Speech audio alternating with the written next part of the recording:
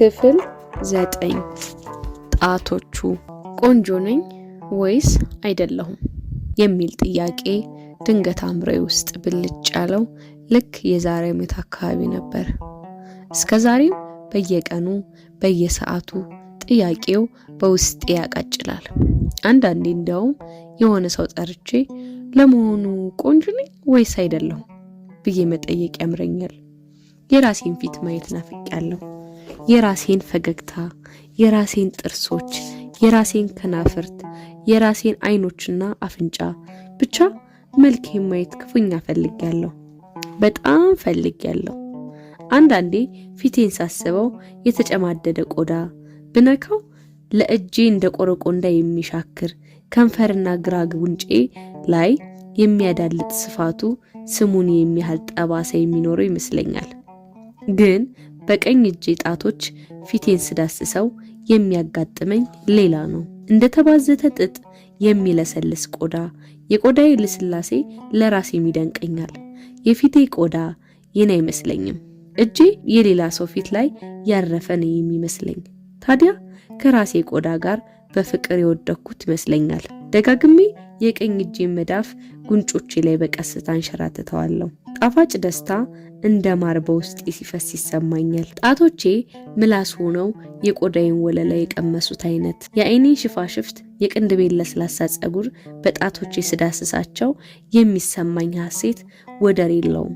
መልኬን እንደ ብሬል ጽሑፍ በጣቴ ነበር የማነበው። ከራሴ ጋር ፍቅር የጀመረኝ ልክ የዛሬ ዓመት አካባቢ ነበር። ምንም ይሁን ምን መኖር ጥሩ ነው። መኖር ምን አባቱ ብለን በገዛ ፈቃዳችን ነፍሳችንን ከስጋችን ለመለየት ፈራ ተባ ስንል ሕይወት የተስፋ ቅንጥብጣቢዋን በኑሮ ጎዳናችን ላይ የጣለች እንደ ለማዳ ውሻ ታስከትለናለች እንጅማ ገና መቼና መቼ የሰው ልጅ ራሱን አጥፍቶ ይችን ዓለም ዳዋ በወረሳት ነበር።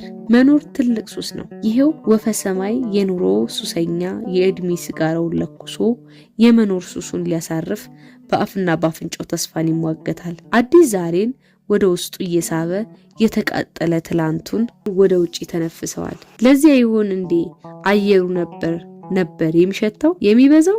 ሰው ልክ እንደ ሲጋራ ረጋፊውን የታሪክ ውጤቱ ላይ እየተረኮሰ የነገ ጀንበሩን በጉጉት ሲጠብቅ እጁ ላይ እድሜ ተቃጥላ ትከስማለች። ቢሆንም መኖር ያሳሳል። እግዚአብሔር መቼም ከ1 ዓመት በፊት ግደለኝ እያልኩ ደጋግሜ የጸለይኩትን ጸሎት ሰምቶ አሁን ከተፍ ቢልና ልጄ በይኔ ተነሺ እንሂድ ቢለኝ ቀልድ አታውቅም እንዴ የምለው ይመስለኛል። መኖር ያሳሳኝ ከጀመረ 1 ዓመት አካባቢ ሆነኝ። ከሰኞ እስከ አርብ ድረስ መንደሩ ላይ ከባድ ዝምታ ይረብብበታል። ሕፃናት ትምህርት ቤት፣ አዋቂዎችም ወደ የስራቸው ይሄዳሉ። ስራ የሌላቸው ጠራራውን ሽሽት በየቤታቸው ስለሚከተቱ የሰው ድምጽ አይሰማም። ከቅርብ ርቀት ሰፈራችን ካለው ትዝታ ሙዚቃ ቤት የሚባል የተከፈተ ሱዳንኛ ዘፈን ይሰማኛል። ሱዳንኛ ዘፈን ስሰማ ሀገሩ በረሃ የሆነ ነው የሚመስለኝ። ሁሉም ሰው ትቶኝ ወደ ሆነ ሀገር የተሰደደና ብቻዬን የቀረው እየመሰለኝ ይፈራለሁ። አለ አይደል ሁሉም ሰው እኔ ሳልሰማ በምልክትና በጥቅሻ ተጠራርቶ ወደ ሱዳን የተሰደደ። ሳትሰማን እንሂድ እሷን ማን ይጎትታል እየተባባለ እግሬ አውጭኝ ያለ የሚያዋጣ እግር ያላቸው። ታዲያ እንዲህ ሰፈሩ ጭር ሲል ሁሉም ሰው ትቶኝ ወደ ሆነ ሀገር የሄደ እየመሰለኝ መፍራት ከጀመርኩ 1 ዓመት አካባቢ ሆነኝ። የሰፈሩን ሰው ሁሉ በስም እየጠራው አላችሁ ወይ ማለት ያምረኛል። እስቲ ካላችሁ ጣታችሁን አሳዩኝ። በፊት ይህን ዝምታ አልወደውም ነበር፣ ስልችት ነበር የሚለኝ። አሁን ግን ዝምታው እንደ ነፍስ ሙዚቃ ከሩቅ እንደሚሰማ ህብረ ዝማሬ ሆኖ ውስጤን በደስታ ያከንፈዋል። ተፍነክንኬ ሳላበቃ ደግሞ ውስጤን በድንጋጤ ትርክክ የሚያደርግ ስጋት ይፈጥራል። ደስታም ሆነ ድንጋጤው የሚነዝር ነገር አለው። ሰዎች ሲያወሩ ከእግር ጥፍሬ እስከ ራስ ጸጉር የነዘረኝ እንደሚሉት የደስታሽም ሆነ የድንጋጤሽ መነሻ ምንድነው ብባል መልስ የለኝም። ከመሬት ተነስቼ መደሰትና ከመሬት ተነስቼ መደንገጥ ከጀመርኩ 1 ዓመት አካባቢ ሆነኝ። አጽናፍ ነው ስሜ። አጽናፍ ብሎ ስም ያወጣልኝ ማን እንደሆነ እግዚአብሔር ይወቅ። ምናልባት እናቴ፣ አባቴ ወይም አንዱ መንገደኛ ይሆናል። ዞሮ ስሜን ያወጣው ሰው በከንቱ ደከመ። ማንም በዚህ ስም ጠርቶኝ አያውቅም። በስሜ መጠራት ይናፍቀኛል። አጽናፍ ደህና አደርሽ፣ አጽናፍ ሰላም ነው አጽናፍዬ እንዲህ ብባል ብዬ ለራሴ ያስባለሁ። አንዳንዴ ስሜን ሳስበው አሁን እኔ ምን ያጽናፍ ይመስላል እላለሁ። አጽናፍ ማለት ራሱ ምን መምሰል ነበረበት? ግን ለመጀመሪያ ጊዜ ስም ያጽናፍ መሆኑን ያወቅኩት መቼ ይሆን? ማንም ሰው ስሙ የራሱ ስም መሆኑን ለመጀመሪያ ጊዜ የሚያውቀው መቼ ነው? ስም ያወጣልንን ሰው ልናውቅ እንችላለን፣ ግን በስማችን ስንጠራ አቤት ማለት መቼ እንደጀመርን አናስታውስም። ሰዎች እኮ ምስኪኖች ነን። ስናሳዝን ለሁሉም ሰዎች ማዘን ከጀመርኩ 1 ዓመት አካባቢ ሆነኝ፣ ለማይታዘንላቸውም ጭምር 21 ዓመቴ ነው። ታዲያ ላለፉት 11 ዓመታት ከቤት ወጥቼ አላውቅም። ስወለድ ጀምሮ ሁለቱም እግሮቼ መንቀሳቀስ አይችሉም። ከወገቤ በታች ሙሉ ለሙሉ ሰውነቴን ማንቀሳቀስ ስለማልችል የግድ የሰው ድጋፍ ያስፈልገኛል። የግራ እጄም ሙሉ በሙሉ አይታዘዝልኝም። አንዳንዴ እንደ ቀኝ እጄ ጠንካራ ባይሆንም ደህና መንቀሳቀስ፣ ጣቶቼን ማጠፍና መዘርጋት ሁሉ እችላለሁ። ብዙም ሳይቆይ ግን ሙሉ ለሙሉ የማይንቀሳቀስ በድን ይሆናል። ይህ ነገር ታዲያ ከግራ እጄ አልፎ እስከ እግሮቼ የሚዘልቅ የመዳን ተስፋ ይጭርብኛል። ጥሩ ሐኪም ቢያገኘኝ እኮ ምናልባት ከባድ ላይሆን ይችላል እላለሁ ለራሴ። ለሰው ግን ተናግሬው አላውቅም። እዚህ ጎረቤት የ10 ብር መድኃኒት መግዣ አጥተው በየቀበሌው የነጻ ሕክምና ወረቀት ሊያጽፉ የሚንከራተቱ ምስኪኖች ታሪክ እየሰማሁ እንዴት ነው 21 ዓመት አሳስሮ ቁጭ ላደረገኝ ችግር ሐኪም ፈልጉ የምለው? ተስቶኝ ብናገር እንኳን የሞተውን ቅድመ አያቴን ከሞት አስነሱልኝ ያልኳቸው ያህል የሚገረሙ ይመስለኛል። ማንቀሳቀስ የምችለው ቀኝ እጄን ብቻ ነው።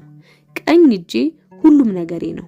አንዳንዴ በቀኝ እጄ ብቻ የምሰራውን ነገር ሳስብ ራሴን የተለያዩ ፍጥረታት አድርጌ እመለከተዋለሁ። ልክ በቀኝ እጄ ብቻ ዓለምን መገልበጥ የምችል ኃይል ሰው የሆንኩ እስኪመስለኝ። ታዲያ እንደፈለኩ መንቀሳቀስ ባልችልም ለዓመታት ከቤቴ ባልወጣም ትልቅ ብቸኝነቴ ውስጥ ማንም በቁም ነገር የማያየው ጥበቃና ፍቅር አለ። ህይወቴ በጥበቃ የተሞላ ነው። ሁልጊዜ ጧት በናፍቆት ከምጠብቃቸው ነገሮች አንዷ ሀብል ነበረች።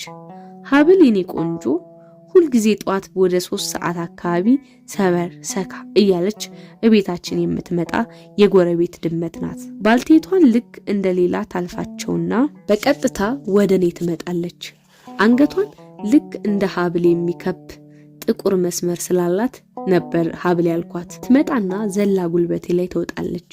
ተመቻችታ ትተኛና እንደ ሰው ማንኮራፋት ትጀምራለች። ለስላሳ ጸጉሯን በጣቶቼ ሳሻሽላት ደስ ይላታል። እንቅልፏን ስትጨርስ ጅራቷን ፊቴን እስኪነካ ወደ ላይ አቆማ ትንጠራራና ዘላ ወርዳ ትሄዳለች። እስከሚቀጥለው ቀን ጧት አትመጣም። በየቀኑ ለዓመታት ጧት ትመጣ ነበር። ቅዳሜ ብቻ አትመጣም። ሰፈራችን ባለው ሆቴል ውስጥ ቅዳሜ ዕለት በግ ስለሚታረድ እዚያ ግንብ ላይ ተቀምጣ እንደምትውል ሰምቻለሁ። ታዲያ የልብ ጓደኛዬ ነው የምትመስለኝ። የልብ ጓደኛ በዚህ ሁሉ ዓመት አንድ ቀን እንኳ እኛ ቤት ቁራሽ ተሰጥቷት አያውቅም። የእውነት ፍቅር ካልሆነ ምን አገኘ ብላ ትመጣለች። ከ5 ወር በፊት አንድ የተረገሙ ሰውዬ የዶሮ ጫጩቴን ልትነጥቅ ስትል ደረስኩባት ብለው በድንጋይ መተው ገደሏት። ልጆቻቸው አሜሪካ የሚኖሩ ትልቅ ግቢ ቤት ያላቸው ሰውዬ ናቸው። ምን ነካቸው ነው ያልኩት።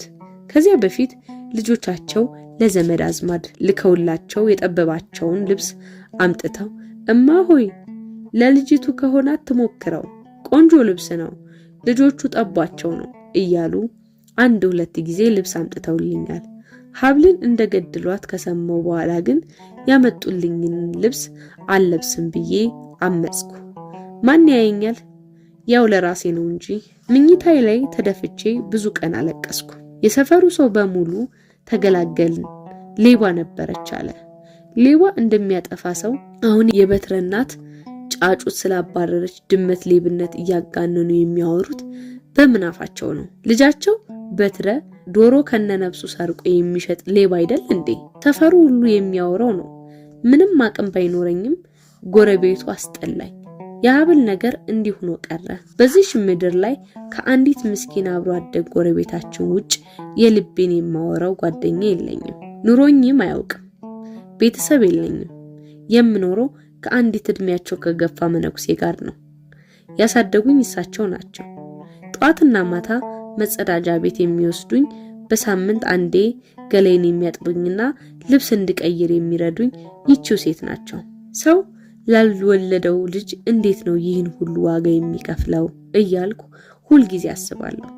እዚያ ሰማይ ቤት መላእክቱ ሁሉ አረፍ ሲሉ ስለዚህ ሴትዮ በጎ ስራ በብዛት የሚጨዋወቱና እኒያን ሀብልን የገደሉ ክፉ ሰውዬ እንዴት ሲሆን እንደሚወረውራቸው የሚማከሩ ይመስለኛል። ታዲያ እንደ እናት ቢያሳድጉኝም የባልቴቷ መነኩሴ ፊት ያስፈራኛል። የፊታቸው ቆዳ ክፉኛ መሸብሸብ በእድሜ የመጣ ቢሆንም በተለይ ከዓይኖቻቸው ግራና ቀኝ የተኮማተረው ቆዳቸው እሳት ያሸተተው ስስ ላስቲክ እንጂ የሰው ቆዳ አይመስልም። ከዓይናቸው በታች ያለው ቆዳም ከፍ ብሎና ተንጠልጥሎ ስመለከት በእኔ ምክንያት ከድሮ ጀምሮ ወደ ውስጥ እያለቀሱ እንባቸውን የቋጠረበት የእንባ ከረጢት ይመስለኛል። ነፍስ ካወኩበት ጊዜ ጀምሮ ቆብ የሚደፉበትን ራሳቸውን ሁልጊዜ ሙልጭ አድርገው ስለሚላጩት ጸጉር የሚባል ነገር ኑሯቸው አያውቅም። እርጅናቸውን የምለካው ከዓመት ዓመት እየጎበጠ በሚሄድ ጀርባቸውና ፊታቸው ላይ በሚጨምሩ የእድሜ መስመሮች እንጂ በሽበታቸው አልነበረም። አይኖቻቸው ቅዝዝ ያሉና ጉድጓዳቸው ውስጥ የተደበቁ ስለሆኑ የአስከሬን አይኖች እንጂ ቁሞ የሚራመድ የህያው ሰው አይን አይመስሉም። እነዚህ አይኖች እድሜን በሙሉ ባያቸውም እስካሁንም ድንገት ሲያርፉብኝ ያስደነግጡኛል። ባልቴቷን መነኩሴ መልመድ አልቻልኩም። ሰርክ አዲስ ድንጋጤ የሚያጭር አንዳች አስፈሪ ነገር አላቸው። ለክፋቱ ደግሞ ሁልጊዜ የሚቀመጡት ከፊት ለፊቴ ነው። አልፎ አልፎ የቤት ስራ ሲሰሩ ወዲያ ወዲህ ካላሉ በስተቀር እንደኔው መንቀሳቀስ የማይችሉ እስኪ መስለኝ ከበግ ቆዳ የተሰራ አጎዛ ጣል በተደረገበት የጭቃ መደብ ላይ ፊት ለፊቴ ተቀምጠው ለረጅም ሰዓት መቁጠሪያቸውን ሲያቅጨለጭሉ ነው የሚውሉት። መቼም በዚህ ዘመን አዲስ አበባ ውስጥ ያው መሃል ከተማ ላይ የጭቃ መደብ ያለባት ቤት አለ ቢባል ማን ያምናል? ይሄው እኔ የምኖርበት ቤት ያውም አይን የሚያጥበረብሩ ሰማይ ጠቀስ ፎቆች በአንድ ክረምት እንደ ሙጃ በሚበቅሉበት ካሳንችስ እዚህ በሩ ላይ እዚህ ቤት መደብ አለ የሚል ወረቀት ቢለጠፍ እነዚህ ትልልቅ የካሳንችስ ሆቴሎች ውስጥ የሚያርፉ ቱሪስቶች እየከፈሉ ሳይጎበኙኝ አይቀሩም። አዳምና ሔዋን ከገነት እንደተባረሩ በቀጥታ መጥተው ኩርምት ብለው የተገኙት እዚች መደብ ላይ ነው ቢባል እኔ ራሱ አምናለሁ። ባልቴቷ መደቡ ላይ የሚያነጥፉትን አጎዛና ድሪቶ ፀሐይ ሊያሰጡ ወደ ውጭ ሲያወጡት እርቃኑን የቀረውን መደብ እያየው እገረማለሁ።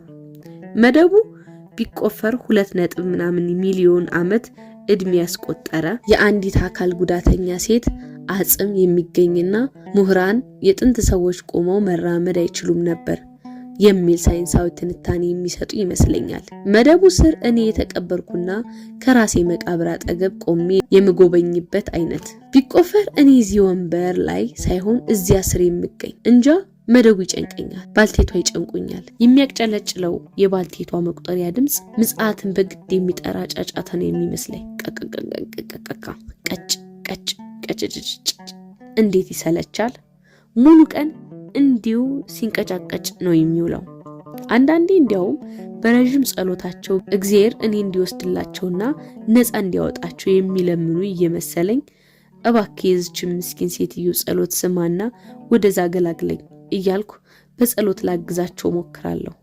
እስካሁን ግን አልወሰደኝም። አሁን ግን በተለይም በዚች ዓመት እንኳንም የተወኝ እላለሁ። እዚህ ጎረቤት ከሚከፈት ሬዲዮ አንድ ቅዳሜ ከሰዓት በኋላ ደስ በሚል ሸካራ ድምጽ ሲነበብ የሰማሁት ግጥም ከመኖር ብዙ አለ ካለመኖር ምንም ብሏል እኮ። ይችን መስመር በዚች ዓመት ስንት ሺህ ጊዜ እንደደጋገምኳት እንጃ። ከመኖር ብዙ አለ ካለመኖር ምንም። እንግዲህ የህይወት ዑደት ለእኔ አንድ አይነት ነበር። ጧት ወፍ ሳይንጫጫ ጨለማው ገና ሳይገፋ በባልቴቷ ድጋፍ ከአልጋዬ ላይ ተነስቼ መጸዳጃ ቤት መሄድና ተመልሼ ተሽከርካሪ ወንበሬ ላይ መቀመጥ። ማታ ውጩ በደንብ ሲጨልም በባልቴቷ ድጋፍ መጸዳጃ ቤት መሄድና ወደ አልጋዬ መመለስ። ይሄው ነው። በጧትና በማታ መካከል ባለው ረጅም ቀን የሚነበብ ነገር ከሌለኝ በስተቀር ምንም አልሰራም። ተሽከርካሪ ወንበሬ ላይ ተቀምጬ ከባልቴቷ ጋር መፋጠጥ። ተሽከርካሪ ወንበሬ ከእድሜ ብዛት የተነሳ ጎማው ተንፍሶ ስለማይንቀሳቀስ መደበኛ ወንበር ሆኗል። አንድ ሀብታም ናቸው ገና በህፃንነት የሰጡኝ። እንደኔው የአካል ጉዳተኛ የሆነች ልጃቸው ለሕክምና ወደ ውጭ ሀገር ስትላክ ወንበሯን በወዛደር አሸክመው ሊያስጥሉት ሲወስዱት ነበር። እቤታቸው ተቀጥራ ልብስ በብታጠብ ጎረቤታችን አስታዋሽነት የመጸወቱኝ። ስንትና ስንት አመቱ። አንዳንዴ ታዲያ ስለማላውቃት ልጃቸው ሕክምናው ተሳክቶላት መራመድ ችላ ይሆን እያልኩ አስባለሁ። ማን ያውቃል? ከመራመድ አልፎ ማታ ማታ የዘፈንና የጩኸት ድምጻቸው ከሩቅ ወደሚሰማው ጭፈራ ቤቶች ከአንዱ ወደ ከጓደኞቿ ጋር እየሄደች ትጨፍር እንደሆነ ማን ያውቃል? እሁድ በዋናው መንገድ ላይ ኃይሎጋ እያሉ ሲያልፉ ከምሰማቸው ሰርገኞች አንዱ የሷ ቢሆን ያርግላት። በማይገባኝ ምክንያት ባልቴቷ መነኩሴ ሰው እንዲያዩኝ አልፈልግም። ለዚያም ነው እንደ ዶሮ በጧት ነቅተው የሚያነቁኝ። ወደ መጸዳጃ ቤት ሲወስዱኝ ልክ ወንጀል እንደሰራ ሰው ዙሪያውን ይገላምጣሉ። ባልቴቷ ሲበዛ ዝምተኛ ስለሆኑ ጎረቤት ይፈራቸዋል። ለዚያም ነው ከሰላምታ ባለፈ ወደ ቤታችን ማንም ሊጠይቀን ዝር የማይለው። በዚህ ሁሉ ዓመት ውስጥ 2 ሰዎች ብቻ ናቸው ወደዚህ ቤት ጎራ የሚሉት። አንዱ አልፎ አልፎ አርብ ብቅ የሚሉት ባለሱቅ ሰውዬ ናቸው፣ ጋሽ ሐምዛ። የሆነች ነገር ቆጣጥረው ይመጡና ብዙ ጊዜ ምግብ፣ ሳሙና፣ ለኔ የጸጉር ቅባት። እማሆይ እንዴት ዋላችሁ? አንቺ ቆንጆ አደግሽ አይደለም? ቆንጆ እንደናቷ ብለው በሯ ስር ካለች ወንበር ላይ አረፍ ይሉና ጠይቀውን ይሄዳሉ። ባልቴቷም ትንሽ ፈታ ብለው የሚያወሩት ከጋሽ ሐምዛ ጋር ነው። ጋሽ ሐምዛ በዝርዝር ባይናገሩትም እናቴን ያውቋታል። ምን ነው ብቻቸውን አግኝቻቸው ስለ እናቴ በደንብ በነገሩኝ እላለሁ። ሌላዋ እመቤታችን የምትመጣው ብርሃን ናት። ስምን መልአክ ያወጣዋል። አብሮ አደጎች ነን። የዛሬን አያርገውና ትምህርት ቤትም የተመዘገብነው አብረን ነበር። በህይወቴ አሉኝ የምላቸው ውብ ትዝታዎች ሁሉ እነዚያ ጊዜያት ነበሩ። እስከ 6ኛ ክፍል አብረን ተምረናል። ብርሃን ተሽከርካሪ ወንበሬን በልጅ ቅንዶቿ እየገፋች እዛው ሰፈር ባለ 1ኛ ደረጃ ትምህርት ቤት ተወስደኝና ተመልሰኝ ነበር። ተሽከርካሪ ወንበሬ ተአምር እየሆነባቸው ብዙ ልጆች በውረት ለትንሽ ቀን ይገፉልኛል። ሰልችቷቸው ይተውት ነበር። ብርሃን ግን እስከ መጨረሻው አብራይ ነበረች። ያው መጨረሻው 6ኛ ክፍል ሆነ እንጂ ወደ 7ኛ ክፍል ስንዘዋወር ትምህርት ቤት መቀየር ነበረብን። በጭራሽ ይሆናል ብዬ ያላሰብኩት ነገር ነበር። የመጨረሻው ቅርብ ትምህርት ቤት የተባለው በታክሲ 1 ፌርማታ የሚያስጌድ ነው። መቀጠል አልቻልኩም። በቃ ከመደበኛ ትምህርትና ትምህርት ቤት ጋር እዛው ላይ ተሰነባበትኩ። ብርሃን ደብተሮቿን አቅፋ እያለቀሰች ቻው ስትለኝ ትዝ ይለኛል። ቅፍፍ የሚል ሰኞ ጠዋት፣ ሰኞ የሚባል ቀን የሽንፈቴ ደውል የተደወለበት ቀን የሚመስለኝ ከዚያ ቀን በኋላ ነው። ሁልጊዜም ይህን ነገር ሳስብ እዚህ ልቤ ላይ የሚንፈራፈር ብስጭትና ቁጣ አለ። ከዚያሽ ቅጽበት ጀምሮ ከቤት ወጥቼ አላውቅም። አለመውጣት ያሳስቦት የጠየቀም የለም። ለመጀመሪያ ጊዜ ስለሞት ያሰብኩት የዚያን ቀን ነበር። እግዚአብሔር እንዲህ አልኩት፣ እስከ 6 ተምሬያለሁ። ሌላው ሁሉ ይቅር፣ ለሞት አይበቃም? ትምህርት ቤት መሄድ ላቁም እንጂ። ብርሃን በየቀኑ ብቅ እያለች ታጫውተኝ ነበር። ታዲያ ባልቴቷ ፊታችን ስለሚቀመጡ ወሬያችን ቁጥብና በጥንቃቄ የተሞላ ነው የሚሆነው። ቅዳሜ ግን በናፍቆት የምጠብቀው የነጻነት ቀን ነው። ብርሃን ቅዳሜ ከእኔ ጋር ነው የምትውለው። በጓሮ በኩል ፀሐይ ላይ ታወጣኝና በዋናው በር በኩል ባልቴቷ ስለሚከለክሉ ጸጉሬን አጥባና በጥራ ትጎነጉነኛለች። ለነገሩ ቅዳሜን በጉጉት የምጠብቀው ጸጉሬን ለመጎንጎን አይደለም፣ ከባልቴቷ ፊት ዞር ብለን በነጻነት የባጤ ቆጡን የምናወራበት ቀን ስለሆነ ነው። ከሰፈሩ እስከ ከተማው ያየች የሰማችውን ታወራልኛለች። የሰፈሩን ሰው ከላይ እስከ ታች ታማልኛለች፣ ታስቀኛለች። ከምንም በላይ ደግሞ ተውሳም ይሁን ተከራይታ መጽሐፍ ታመጣልኝ ነበር። መጀመሪያ አካባቢ ብዙም የማንበብ ፍላጎት አልነበረኝም ነበር። እየቆየው ግን የምታመጣልኝ መጽሐፍት ጓደኞቼ ሆኑ። ከመኖር በላይ ይችን ዓለም ያየኋት በእነዚህ ጥቂት መጽሐፍት በኩል በገባች ጭላንጭል ነበር። በእነዚያ መጽሐፍት ባልቴቷ ይች ልጅ አበደች እንዴ ብለው በግርምት እስኪያዩኝ ብቻዬን በሳቅ ፈረስ ብያለሁ። ልቤ በሐዘን እንስፍስፍ ብሎ በእንባ ታጥቤያለሁ። እንዲህም አይሆንም ብዬ ብቻዬን አውርቻለሁ። ብርሃን ከዚች ዓለም ጋር መገናኛ ብቸኛ ቀጭን ክሬ ነበረች። በዚህ ድቅድቅ ብቸኝነት መገለል ባጨለመው ሕይወት ውስጥ አብሮ አደጌ ብርሃን እንደ ስሟ ብቸኛ መሪ ኮከብ ነበረች። አብዛኛውን ታሪክ የሰማሁት ከርሷ ነው። በተለይም ስለ እናትና አባቴ።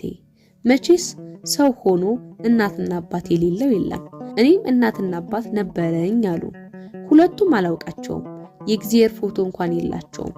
ብርሃን ዳርዳሩን ብትሄድና ደፍራ ባትነግረውም ያው ከአጠቃላይ ታሪኩ የገባኝ እናቴ እዚሁ ካሳንችስ አካባቢ በሴተኛ ዳሪነት የምትሰራ ቆንጆ ሴት እንደነበረች ነው። ከአንድ ሰው ጋር ወዳጅ ሆነው እኔ ተረከስኩ። እርጉዝ እናቴን አምጥቶ እዚች መነኩሴ ቤት አስቀመጣት።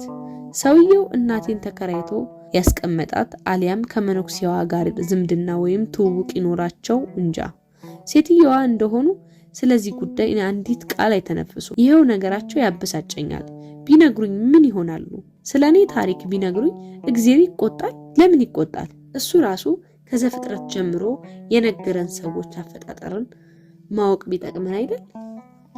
የሆነ ሆኖ እዚሁ ተወለድኩ። ምናልባት እዚህ መደብ ላይ ይሆናል እኮ የተወለድኩት። የታሪኩ መደምደሚያ 6 ወር እንኳን ሳይሞላኝ አባትና እናቴ ለመነኩሴዋ ጥለውኝ ጠፉ።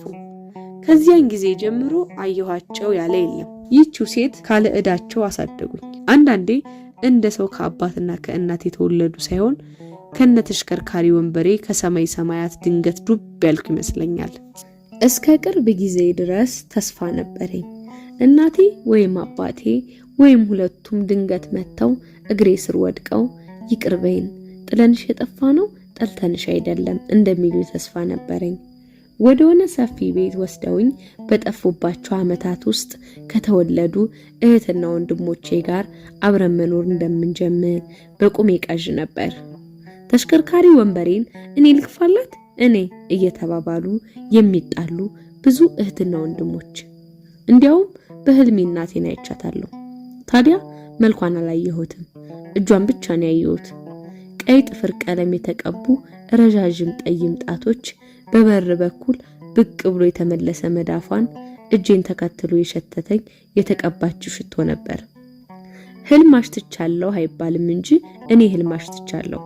አዎ እናቴን በህልም ያሽትቻታለሁ። እሱም የእናቴ ሽቶ ነበር። እናትነት ምን ይሸታል ቢሉኝ ያንን ሽቶ ላለሁ። እስካሁን የሽቶ ጠረን አፍንጫ ላይ ያለ፣ እንዴት እንደሆነ እንጃ። ሽቶ ከተነጠረ ቅቤ ሽታ ጋር የተቀላቀለ ነበር። የበዓል ሰሞን ንፋስ እየጋለበ ከየሰፈሩ መጥቶ አፍንጫዬ ስር እንደሚንሳፈፈው አይነት ጠረን። አንዳንዴ ተነሽና ቤቱን ገለባብጠሽ ፈትሽ ይለኛል። ባልቴቷ የሆነ ነገር እንደደበቁኝ አስባለሁ። መቼም ልጅን ያህል ነገር ላከራያቸው ትተው ሲሄዱ የሆነ ደብዳቤ ጽፈው አንድ ቦታ ሸጉጠው መሆን አለበት። ውድ ልጃችን ትተንሽ ይሄድ ነው ምናምን የሚል። ይሄ ሐሳብ ውል ያለብኝ አንድ ቀን ጓደኛዬ ብርሃን ድንገት ሕፃን ልጅ ይዛ እቤታችን የመጣች ጊዜ ነው። ናዝሬት ከሚባል ከተማ የመጣ የእህቷን ልጅ ገና 3 ወሩ ነበር። እንደተቀመጥኩ አሳቀፈችኝ። ልጅ ለማሳቀፍ እኔም ማመኗ እስከዛሬም ይገርመኛል። ብርሃን አካል ጉዳተኝነቴን እንደ ችግር የማታይ ልጅ ናት። አቤት የእጁ ልስላሴና ተናንሽ፣ በተለይ የጣቶቹ ውበት፣ ጫፎቻቸው ጠያይም ጤዛዎች የመሰሉ እጆቹ ባዶውን አየር ሲቀስፉ ንጹህ ልጋጉ በከንፈሮቹ ዳርና ዳር ሳቁ። ወይኔ ሳቁ! ደግሞ ሙቀቱ! አለቀስኩ። እስካሁን ክንዶቼ ላይ ክብደቱ፣ ቆዳውም ላይ እንደ ላባ የለሰለሰ ስሜት አለ።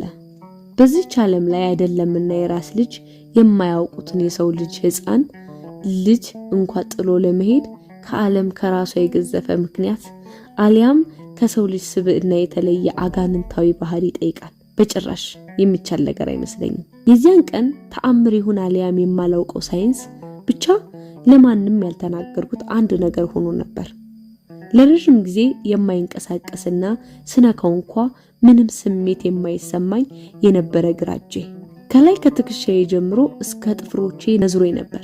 መንዘር ብቻ አልነበረም፣ ለቅስፈት ልክ እንደ ቀኝ እጄ ሕፃኑን ማቀፍ ችሎ ነበር። ግራ እጄ ላይ ክብደቱ በደንብ ተሰምቶኝ ነበር። በደንብ ግን ለማንም አልተናገርኩም። ያው የእኔ ማንም ብርሃን ናት። ሌላ ማን አለኝ? በዚህ አንድ አመት ታዲያ ለአመታት የጠበቅኳቸውን እናትና አባቴን እንኳ ቸል ብያቸው ካረምኩ። አይመጡም ብዬ ተስፋ ቆርጬ አልነበረም።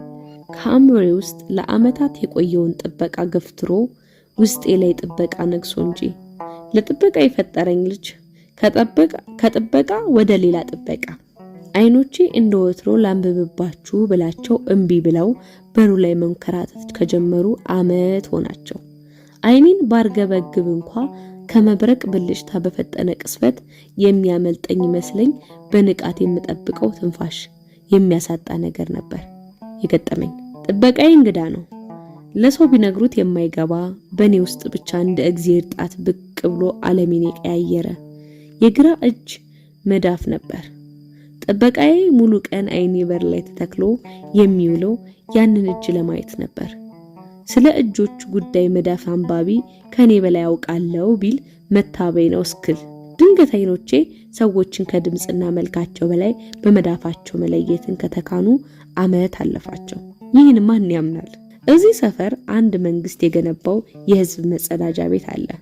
መጸዳጃ ቤቱ ከፊትና ከኋላ 2 ክፍሎች ያሉት ነው። አንዱ የገላ መታጠቢያ፣ ሌላኛው ያው መጸዳጃ ቤት ነው።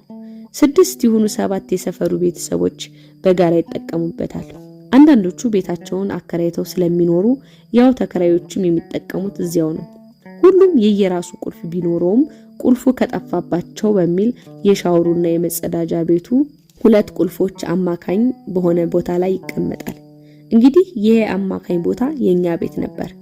ባልቴቷ የትም ስለማይሄዱና ቤቱ ሁል ጊዜም ክፍት ስለሆነ በሚል ከውስጥ በኩል ከባለ 2 ተከፋች እድሜ ጠገብ የጣውላ በር ሁል ጊዜ በማይከፈተው አንደኛው ተከፋች ላይ ሚስማሮች ተመተው ቁልፎቹ እነዚያ ሚስማሮች ላይ ይንጠለጠላሉ። ጎረቤቱ ቁልፍ ሲፈልግ እጁን ልኮ አውርዶ ይወስዳል። ሲጨርስ መልሶ ይሰቅላል። እኔ ከተቀመጥኩበት ቦታ ሰዎችን ማየት አልችልም። የሚታዩኝ ብቅ ብሎ የሚመለስ እጃቸው ብቻ ነው። ታዲያ ብዙ ሰው የራሱን ቁልፍ ጥሎ የሚጠቀመው በዚህ እኛ ቤት በር ላይ በተሰቀለው ቁልፍ ነበር። ይህንን ቁልፍ ሲወስዱና ሲመልሱ የማይውል የእጅ አይነት አልነበረም። የሻወሩ ቁልፍ በብዛት የሚወሰደው እሁድ ነው። አብዝቼ ከማየት የተነሳ የመንደሩን ሰው በእጁ ላይ ይዋለው። ምንጊዜም ጧት ከሁሉም ሰው ቀድሞ ብቅ የሚለው እጅ ጥፍሩ እንደ ኤሊ ድንጋይ የተፍረገረገ ቢነኩት እንደ ጃርት ወለባ የሚዋጋ የሚመስል ሸካራ እጅ ነው። የግንበኛው የጋሽ ሎጋው እጅ። እንዴት አደራችሁ እማሆይ ይላሉ። ድምጻቸውና እጃቸው አንድ አይነት ነው፣ ጠንካራና ሸካራ። ባልቴቷ በዚያ ሰዓት የማለዳ ጸሎት ላይ ስለሚሆኑ አይናቸውን ከመቁጠሪያቸው ላይ ሳይነቅሉ አንገታቸውን ቀለስ አድርገው በምልክት መልስ ከመስጠት ባለፈ አይናገሩም። ያላየሁት እጅ የለም። ቀጣዮች በጥፍሩ ጥቅርሻ ሲዋጥጥ የሚውል የሚመስል ጥፍሩ ውስጥ ወዛም ቆሻሻ የተከሰከሰበት እጅ ነው። ሁል ጊዜ ከበሩ ጋር ለምን እንደሚጋጭ አይገባኝም። አስቻለው ይባላል። የጋራዥ ሰራተኛ ነው። ባለጠቃጠቆ ጠባሳ ምስኪን አጥንታም እጅ ይከተላል። ይህ እጅ መቃብር ፈንቅሎ ብቅ ያለ እጅ ይመስለኛል። የአስካል እጅ ነው። በየሰው ቤት ልብስ የምታጠብና እንጀራ የምትጋግር ሴት ናት። ከሁሉም አርፍዶ የሚመጣው ምሳ ሰዓት ሊቃረብ አካባቢ የሚመጣው እጅ ነው። ረጃጅምና ደማቅ ቀይ የጥፍር ቀለም የሚቀቡ ጠያይም ጣቶች። የኤልሳ እጅ ሴተኛ ዳሪ ናት ብላ ነግራኛለች ብርሃን። የኤልሳ እጅ የእናቴን እጅ ይመስለኛል። ኤልሳ በየቀኑ የምትወስደው የሻወር ቤቱን ቁልፍ ነበር። በጣም ረጅም ሰዓት ቆይታ ትመለሳለች። እንዲህ ቁጭ ብዬ መንደርተኛውን እጅ ስቆጥርና ሳጠናውላለሁ። ታዲያ ከጥናቴ በአንዱ በዚያ ዱካካም ሰኞ ጧት ነበር። ደግሞ ይሄን አይነቱን መዳፍ እዚህ ሰፈር ምን እግር ጣለው የሚያስብል እጅ ድንገት ወደ ቤታችን እየተንሳፈፈ የገባው ውብ ጣቶቹ ጥርት ያሉ ረዣዥሞች ናቸው። አይበሉባው ወደ ቅላት ያደላል። ምናልባት በሩ ጥቁር ስለሆነ ቅላቱን አጋኖትም ሊሆን ይችላል። ከባድ የብረት ማሰሪያ ያለው ሰዓቱ እጁ ላይ ወደ ላይና ወደ ታች ሲንሸራተት የሚያመጣው የሻሻታ ድምጽ ጽናጽል ይመስላል። የጣቶቹ አንጓዎች ትንሽ ጠቆር ብለው ጣቶቹ ሲታጠፉ የተሸበሸበ ቆዳቸው ስለሚወጠር ቅላታቸው ይደምቃል። ከምንም በላይ ደግሞ ንጹህ ጥፍሮቹ ነበር የገረሙኝ። በስርዓት የተቆረጡና የሚያብረቀርቁ ንጹዎች ነበሩ። ዘመድ ሊጠይቅ የመጣ እንግዳ ይሆናል አልኩ ለራሴ። ቁልፉን ሲመልስ በጉጉት ተመለከትኩት። የለበሰው ሸሚዝ እጅጌ ጫፍ ይታየኛል። እንዲህ አይነት ቆንጆ የወንድ እጅ አይቻለውቅም። በዚያ ላይ ከሄደ በኋላ እንኳን አየሩ ላይ የቀረው ደስ የሚል ሽቶ ጠረን ነበር። እንዲያው በቁም ነገር ባይሆንም የዚያን ቀን ቁልፉ የሚወስድ እጅ ብቅ ባለ ቁጥር ሰፍ ስልዋልኩ። በቀጣዩ ቀን ጧት ያው እጅ ያውም ከጎርናና ደስ ከሚል ድምጽ ጋር ተመለሰ። ደህና አደሩ ማዘር። ኦ ማንም ባልቴቷን ማዘር ሲል ሰምቼ አላውቅም። ድፍም መንደሩ እማሆይ ነው የሚላቸው። በቃ አዲስ ነው አልኩ ለራሴ። የዛን ቀን ወደ ማታ 12 ሰዓት አካባቢ ተመልሶ ቁልፍ ወሰደ። ሽቶ ድምጹ ለስላሳ ግን ምንም የማያግደው ጠንካራ ነገር ነበር።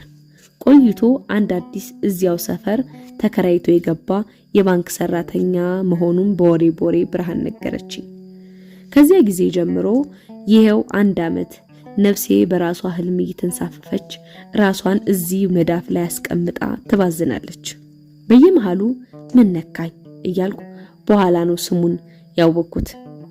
ኢያሱ ከ3 ቃላት በላይ ሲናገር ሰምቼው አላውቅም። ቢሆንም እነዚያ 3 ቃላት ለ2 አስርት ዓመታት ከሰማኋቸው ቃላት ሁሉ ውብና ተናፋቂዎቹ ቃላት ነበሩ። በየቀኑ ጉጉቴ እየጨመረ ጥበቃዬ እየጨመረ ሲመጣ ይሰማኛል። እነዚያ ቁልፎች የመጸዳጃ ቤት ቁልፍ ሳይሆኑ የገነት ቁልፎች ይመስሉኝ ከጀመሩ ሰነባበቱ። ጧት ከሆነ የኢያሱ ጥላ በበሩ ሰተት ብሎ ይገባና በሩ ፊት ለፊት የሚቀመጡት ባልቴቷ ቢጫ ቀሚስ ላይ ተወላግዶ ያርፋል። ከጥላው ቁመቱና የትከሻውን ስፋት ልገምት ሞክራለሁ። ጥላው ባልቴቷ ቀሚስ ላይ ይጋደማል። አንዳንዴም በጣም ይረዝምና ከባልቴቷ ጎን በሚቀመጠው የውሃ በርሚል ላይ ያርፋል። ይህን ጥላ ልነካው እመኛለሁ። ይህ ጥላ ቢነካኝ ከተሽከርካሪ ወንበሬ ላይ ተነስቼ የምሮጥ ይመስለኛል። ወንበርሽን ተሸከሚና ሂጂ የሚለኝ ይመስለኛል። ጥላ ሳይሆን ጥቁር ስጋ የለበሰ ሰው ይመስለኛል። ብነካው ስጋና ሙቀት ያለው ህያው ሰውነት የራሴ ሰው ይመስለኛል እና በምድር ላይ ካሉ ሰዎች ሁሉ ታላቁ ሰው፣ ደጉ ሰው ይህን ጥላ ይመስለኛል። ምን የማይመስለኝ ነገር አለ? ከማለዳዋ ፀሐይ ጋር ፍቅር ይዞኝ ነበር። ባለውለታዬ ናት። ይህን ጥላ እየገፋች እቤቴ የምታስገባ የብርሃን ጎርፍ። ከማለዳው ንፋስ ጋር ፍቅር ይዞኝ ነበር። ለስላሳውን የሽቶ ጠረን እየገፋ በዙሪያዬ ትንሽዬ ገነት የሚያንሳፍፍ ደግ ንፋስ። ባልቴቷ ሽቶ የተስማማቸው አልመሰለኝም። በተደጋጋሚ አየሩን ሊያስወግዱ እጃቸውን ሲያራግቡ አይቻቸዋለሁ። ደህና አደሩ ማዘር ሲል እግዚአብሔር ይመስገን ብዬ መጮህ ያምረኛል። መቼም እንዴት ነው ከአንዲት መነኩሴ ባልቴት እንዲህ አይነት ውብና ስረቅረቅ ሙዚቃ የሚመስል ድምጽ የሚወጣው ብሎ መደመሙ አይቀርም። እና ይህን ድምጽ ለመስማት በቀን 5 ጊዜ ይመጣል። በራሴ ሐሳብ ፈገግላለሁ። ድምጽ ስል የራሴ ድምጽ በእውነት ምን ይመስል ይሆን እያልኩ አስባለሁ። ለምሳሌ ብዘፍን ዘፍኛ አላውቅም እንጂ ውስጤ የሌለ አይነት ዘፈን የለም። እድሜ ለትዝታ ሙዚቃ ቤት። እዚህ ጎረቤት ያለ ሙዚቃ ቤት ነው። እዚሁ ከተቀመጥኩበት ድረስ የሚመጣውን ሙዚቃ ስኮመኩሞ ነው የምውለው። ባልቴቷ ባይኖሩና አብሬ ብዘፍን ደስታዬ። እረ ተነስተሽ ደንሽ ሁሉ ብሎኝ ያውቃል። ሁልጊዜ በሩ ላይ ይቆምና ደህና አደሩ ማዘር ይላል። ባልቴቷ ከተቀመጡበት ሆነው ማየት ስለሚችሉ አንገታቸውን ብቻ ጎንበስ ቀና እያደረጉ ድምጽ ሳያሰሙ ለሰላምታ መልስ ይሰጡታል። ቀጣዩ ድንገት የኢያሱ ግራ እጅ በሩ ላይ ወደ ተሰቀለችው ቁልፍ በእርጋታ ይሳባል። የኢያሱን ውብ ጣቶች ናፍቆ እንዳገኙት ወዳጅ በስስት እመለከታለሁ። የሰዓቱ ማሰሪያ ዜማ አለው። ሰዓት ሰሪ ሳይሆን እኒህ በሬዲዮ የምሰማቸው ሙላቱ አስታጥቄ የሚባሉት ሰውዬ ብረታቸውን እየሰካኳቸው እስኪመስለኝ ካየኋቸው እጆች ተነስቼ እና ጥላውን በሐሳቤ ለክቼ ሙሉ ሰውነቱን በምናቤ ስየው ነበር። ሙሉ ባህሪውን አልመው ነበር። በሐሳቤ የሳልኩት ሰውነቱ ታዲያ በታከከው ነገር ላይ ሁሉ የሽቶ ጠረኑን እንደ ጥርኝ የሚታየው ልዩ ፍጥረት ነበር። በመጨረሻም የሚመጣው ቁልፍ ፈልጎ ሳይሆን እኔም ፍለጋ እስኪመስለኝ ድረስ በቁም ቅዠት ሞትኩ። ጥበቃዬ ትንፋሽ የሚያሳጣ ነበር። ዘላለም ምን ያህል ይረዝማል ብባል ኢያሱ ቁልፍ በሚወስድባትና በሚመልስበት ሰዓት መካከል ያለውን ልዩነት ያህል ነበር መልሴ። በሆነ ምክንያት ሳይመጣ ከቀረ ሌሊቱን ሙሉ እንቅልፍ ባይኔ አይዞርም። እንዳፈጠጥኩ አድራለሁ። ከነዚህ ሁሉ እጆች ተለይቶ የሚናፍቀኝ የኢያሱ እጅ ነበር። የኢያሱ ጣቶች ጣት ብቻ አልነበሩ። ድንገት ብቅ ብሎ ቁልፍ መውሰድ ሳይሆን በልቤ ጽላት ላይ የቀኑን ሰላም፣ የቀኑን ናፍቆትና ደስታ ሁሉ ጽፎ የሚመልስ እጅ እስኪመስለኝ ቁልፉን ወስዶ እስኪመልስ በጉጉት እጠብቀዋለሁ።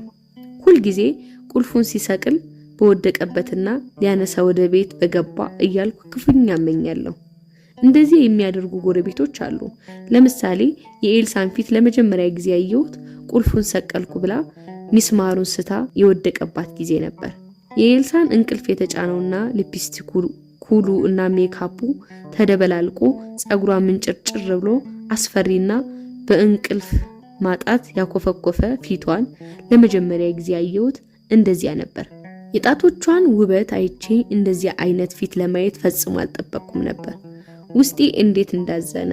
ከሰዓት በኋላ ሰፈሩ ጸጥ ሲል የእኔም የጧት የማየት ሱሴን አድርሼ ታይቶም ተሰምቶም የማይታወቅ ከባድ ሰላምና መረጋጋት ሰፍኖብኝ በደመና ላይ በጥሞና እየተንሳፈፍኩ የውጩንም የውስጡንም ዝምታ በትዝታ ሙዚቃ ቤት ዘፈን ታጅቤ ሳዳምጥ ብዙ ጊዜ ጂጂ የምትባለውን ዘፋኝ ነው የሚከፍቷት።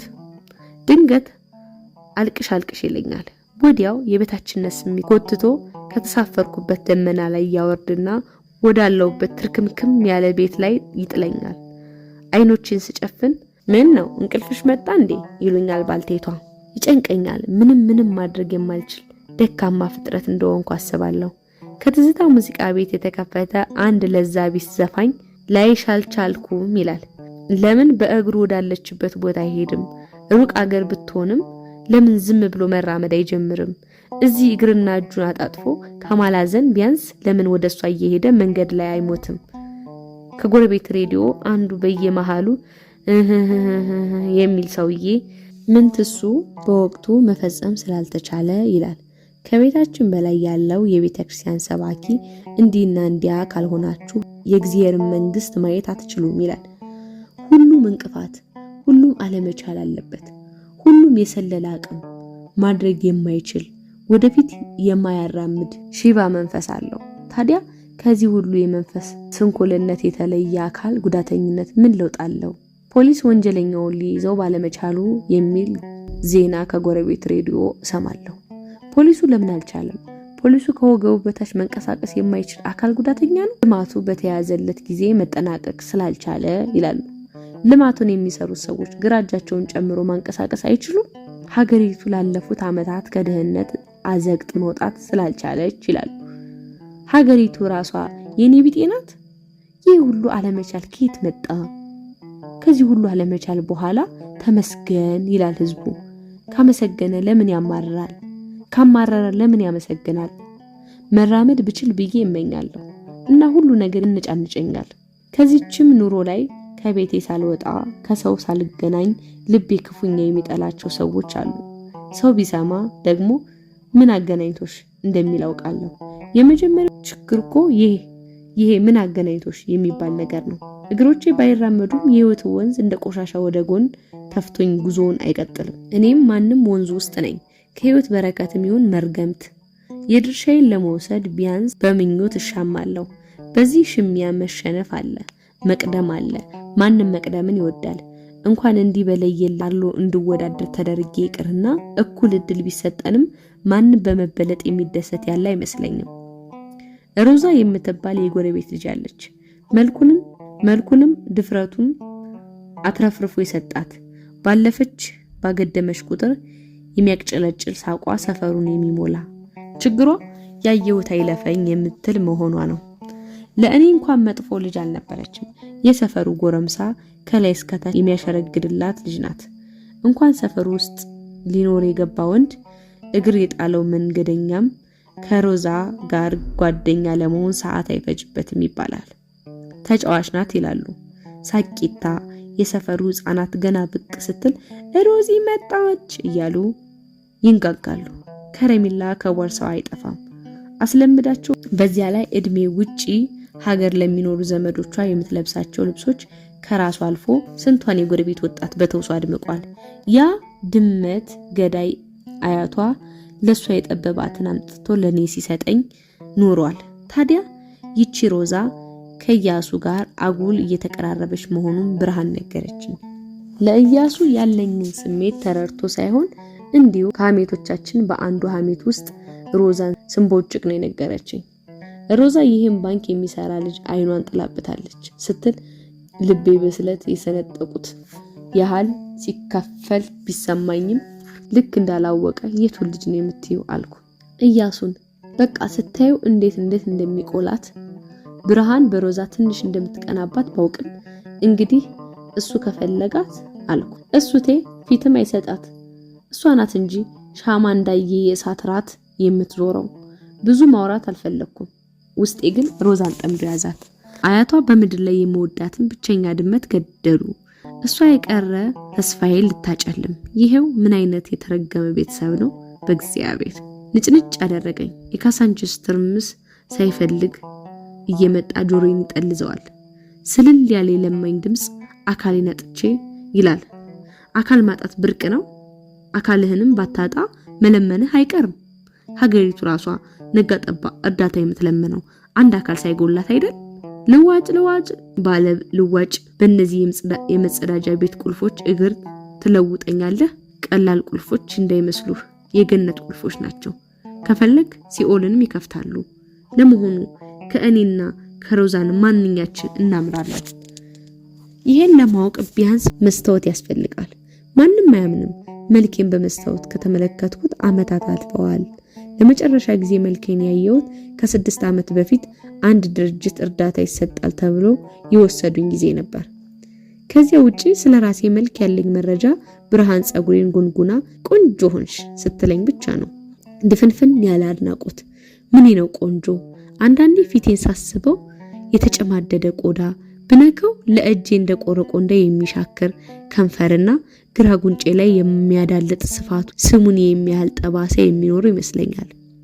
ለአመታት የተመለከትኩት የባልቴቷ ፊት በተአምር የሞላው ሰው ልጅ ፊት የሆነ እስኪመስለኝ እኔም ከመኖር ብዛት የባልቴቷን ፊት የወረስኩ ይመስለኛል። ከትዝታ ሙዚቃ ቤት ያችን የመወዳትን ጂጂ የምትባል ዘፋኝ መስማት ፈልጌ ነበር። ከሙዚቃ ቤት ቅልጥ ያለ የባህል ዘፈን ተከፍቷል። አይኑማ ጥርሱማ የእግዚአብሔር ስራ ነው፣ ግርም ያደረገኝ አረማመዷ ነው ይላል ዘፋኑ።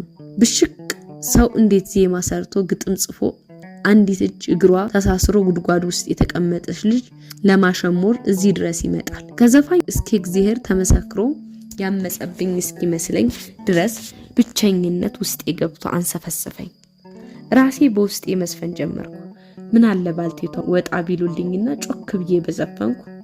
ያቺ ጂጂ የሚሏት ዘፋኝ አሞራ ወድጄ አሞራ ሆኛለሁ ስትል መስማት ፈለኩ።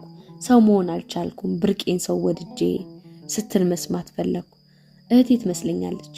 ቀልቤ ተበታትኖ ማሰብ አቅቶኛል። ሰው አረገኝ አንተ ሰው መሆን አቅቶኛል።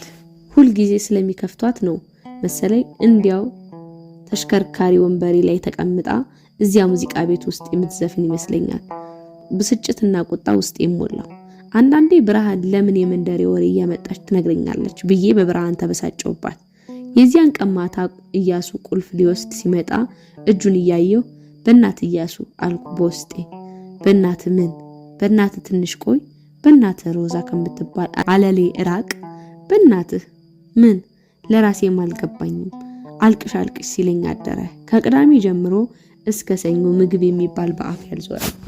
ባልቴቷ ደፋ ቀና ብለው በዚህ አቅማቸው የሰሩትን መግፋት ቢከብደኝም አልቻልኩም። ገና ሲሸተኝ ያንገሸግሸኛል። ቢጨንቃቸው ሽምብራ አንገርግበው እና ቆልተው ሰጡኝ።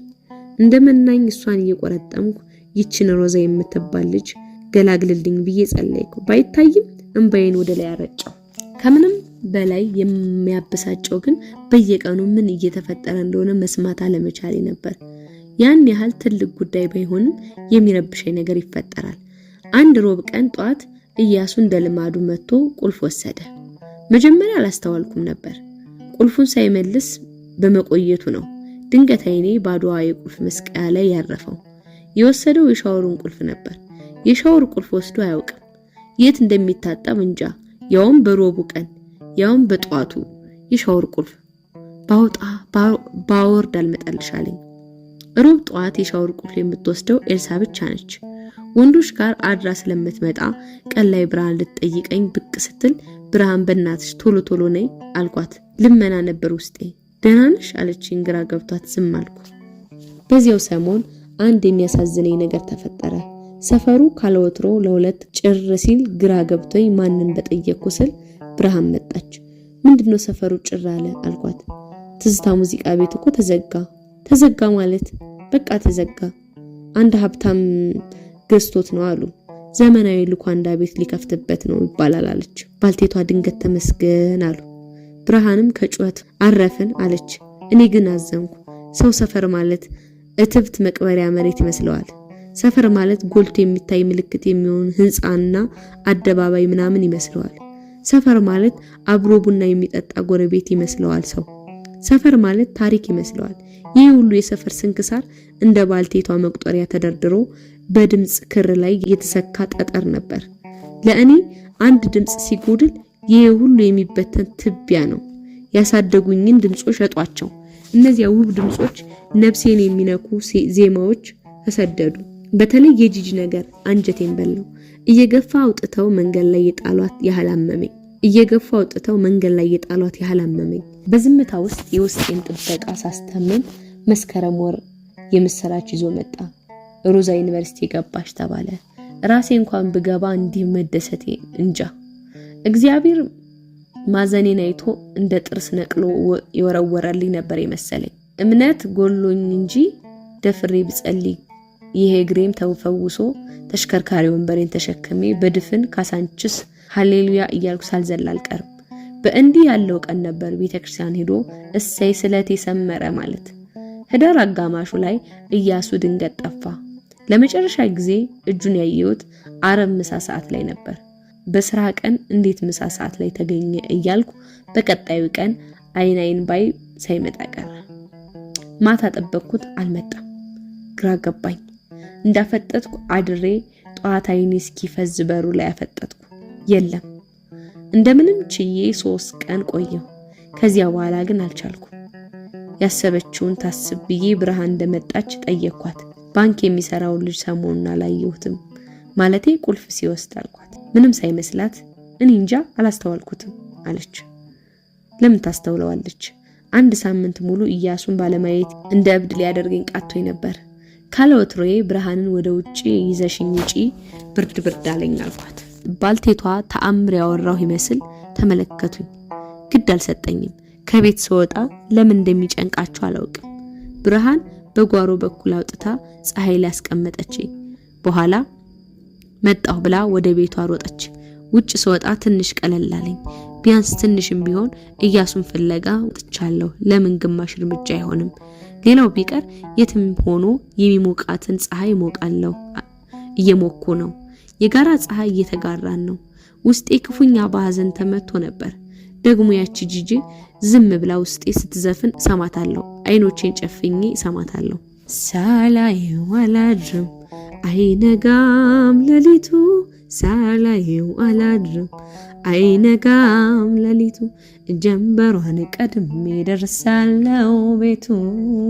ዶፍ ዝናብ ሳይፈራ ወንዙ ሙላት ሳያግደው፣ የሐምሌ ነሐሴ ቆፎ ብርዱ ሳይመልሰው፣ ፍለቅለቅ ብርቁን ድምፁን ሽብሩ ሳይፈራ ልቤ ገሰገሰ ዛሬ ሊኖር ካንተ ጋራ በካህን ሸብሸቦ በሊቅ በዲያቆኖች ዜማ ቢወደስ ቢመለክ በታላቅ ጉባኤ ቢሰማ ቃላት በሚያንሰው የወንዶች የቆንጆች አውራ የታተምከው ፈሳሽ በልብ የገነት አዝመራ።